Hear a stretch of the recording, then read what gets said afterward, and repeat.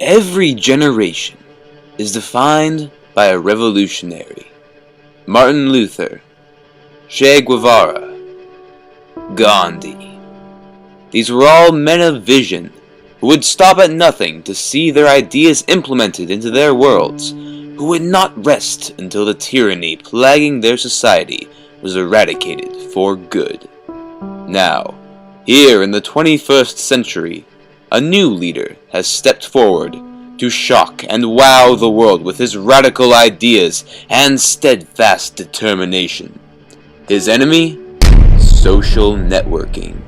His tactic? An experiment. His name? Trent Mitchell.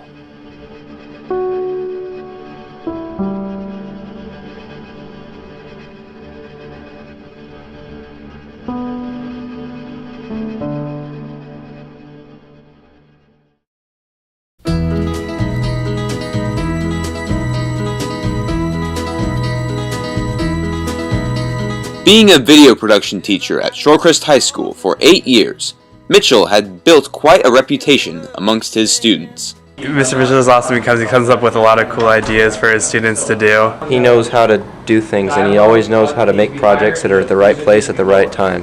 Every November, he has a great mustache. I think it has something to do with his chin. Like right here. While his experiences at Shorecrest gave him a love for teaching, they also exposed him to the dark side of social networks.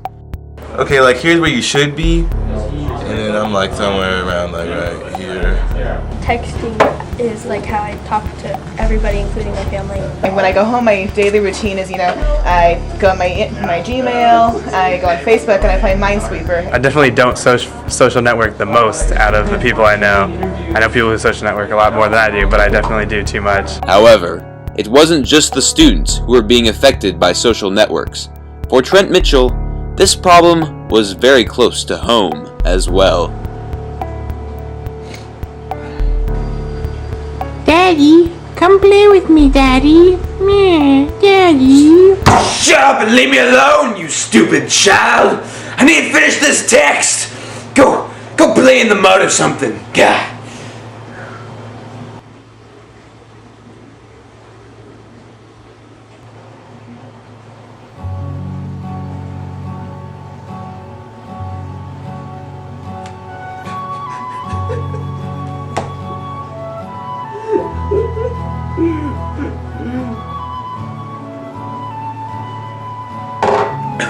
It was obvious. It was time for a change.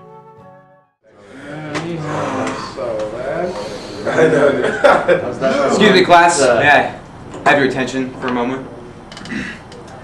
It's come to my attention that in these modern times, social networks seem to rule our lives.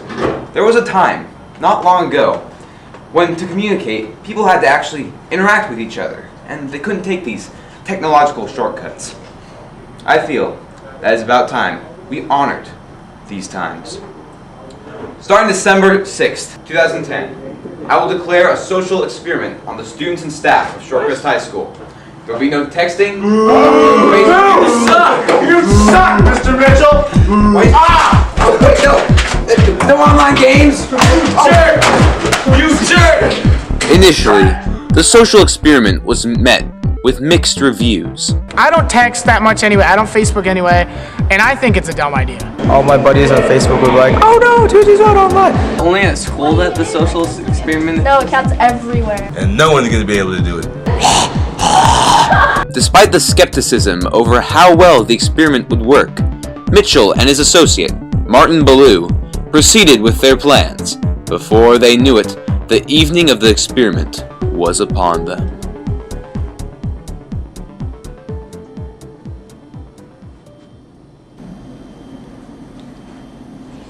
Trent, are you sure this is such a good idea? What are you talking about? You're not getting cold feet, are you? I mean, just think about it. We use social networks every day. I text my mom every night when I come home so she knows to start making dinner. It's not too late. We can still... Now you listen to me, Martin. This is not more than some petty technology strike. This is about our future, and our students' future, and the future of the world! Now you are just gonna have to deal with no social networks for a week. You're just gonna have to call Mom when you want dinner.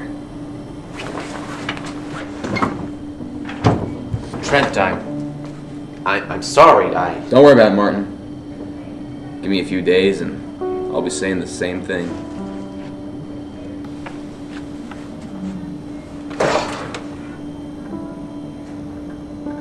This is really happening, isn't it? Not yet.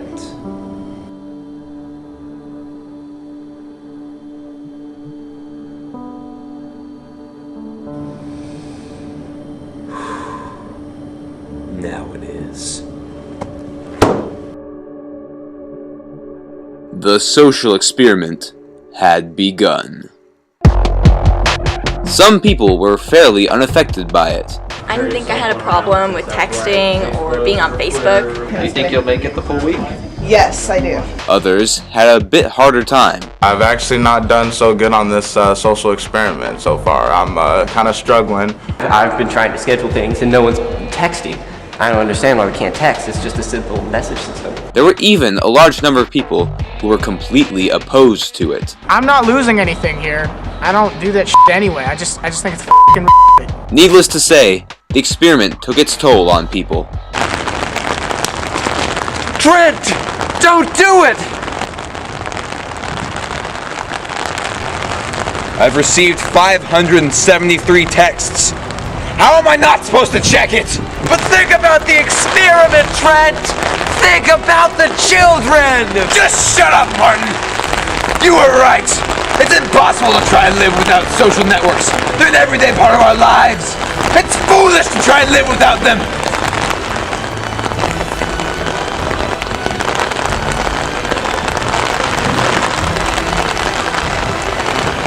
But don't you remember what you said to me? This is about the future, Trent! Don't throw it all away now!